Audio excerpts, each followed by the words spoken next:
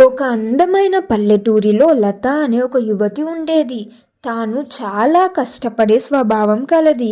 కానీ ఎప్పుడు ఏదో ఒక ఆలోచనతో సతమతమవుతూ ఉండేది.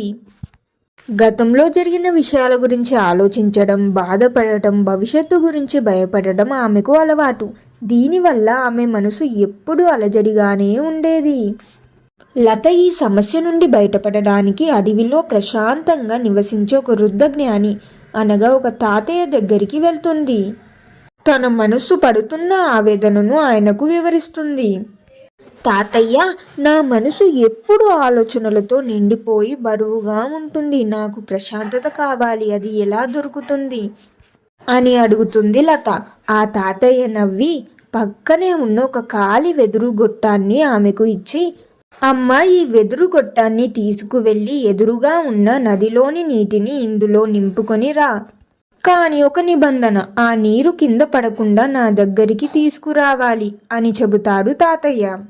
లత నది దగ్గరికి వెళ్ళి వెదురు గొట్టాన్ని నీటిలో ముంచుతుంది. కానీ ఆ గొట్టం రెండు వైపులా తెరిచి ఉండటంతో నీరంతా కిందకి కారిపోతుంది.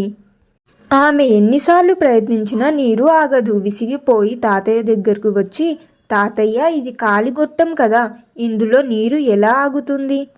నేను ఓడిపోయాను అని బాధగా అంటుంది. అప్పుడు తాతయ్య ప్రశాంతంగా ఇలా అంటారు, అమ్మ, ఈ వెదురు గొట్టం విలువైనది ఎందుకో తెలుసా?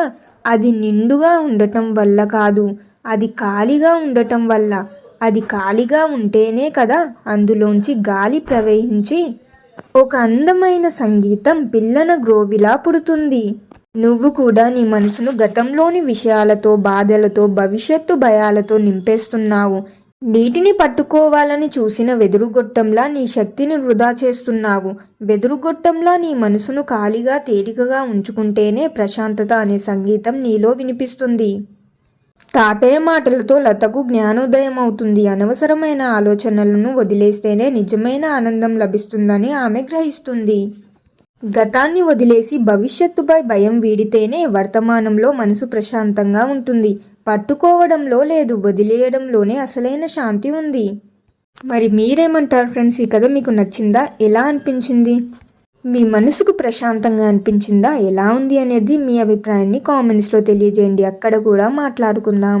మరియు ఈ సమ్మర్లో ఎక్కువగా వాటర్ తాగుతూ హెల్తీగా, హైడ్రేట్గా ఉండండి. మరియు ఈ కథ నచ్చితే లైక్ చేయండి. మీ ఫ్యామిలీ అండ్ ఫ్రెండ్స్లలో ఎవరైనా గతం గురించి, భవిష్యత్తు గురించి ఎక్కువగా ఆలోచించేవారు ఉంటే వారికి ఈ వీడియోని షేర్ చేయండి. మరియు ఇంకెన్నో మంచి కథల కోసం ఇప్పుడు మన ఛానల్ని సబ్స్క్రైబ్ చేయండి. ఇంకొక మంచి కథతో మళ్ళీ కలుద్దాం. ధన్యవాదాలు.